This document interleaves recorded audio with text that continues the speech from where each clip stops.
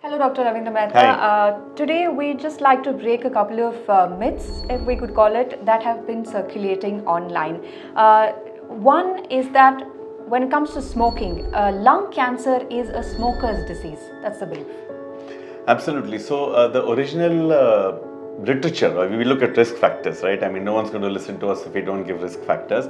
Was that smoking is equal to lung cancer, and in the earlier years, if people had not smoked and had lung cancer, we used to think that it's weird.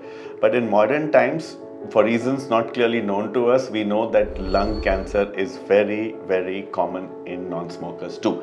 In fact, it worried us a lot. And the people we see are, for example, females, for no fault of theirs, right, as you would point out as a layperson, are getting cancer. Younger people, exposure to unusual things like biomass fuel. For example, in our homes in the north and all, especially wood, coal, sawdust, everything is used to try and cook at home.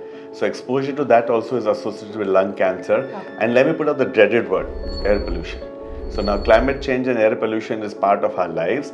Turns out that there is an impact of air pollution on lung cancer also. So in short, if you're asking me, is smoking only the risk factor? Yes, if you lived in 1970 or 1980, but in 2024, it is a whole bunch of things. And if you really want to prevent lung cancer, get a little accurate knowledge and get your act into shape. Including second-hand smoking, I think. Absolutely. Passive smoking is just as bad. So we tell people that he who smokes with you or he who is smoking and you're with them is not your friend.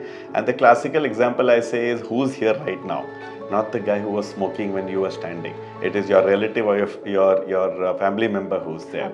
So passive smoking is big. If I'm on that note, let me add, children. If I smoke and my kid is in the room, God knows what harm I'm doing to him. So it's a big thing at this point. Okay. Another statement that I've heard is that it's too late to quit now. I've smoked for years. The damage cannot be undone. Yeah. So there was this famous phrase that this is for the people who are the protagonists of this sort of thing, that you never quit too early. That why should I quit anyway? I have all the right reasons to go on, and now my risk is not going to come down. So lovely work done over the years showed that whenever you quit, there is a series of advantages which starts right from immediate to long term.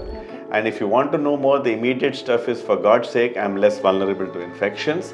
I will not go through episodes of these allergies and wheezing and all so much. I feel overall much better. But in the long term, all the horrible stuff we talk about, cancers, lung disease called COPD, strokes, everything comes down. So it is never too late to quit smoking. So there's no point quitting, has now been replaced by it's never too early to quit smoking.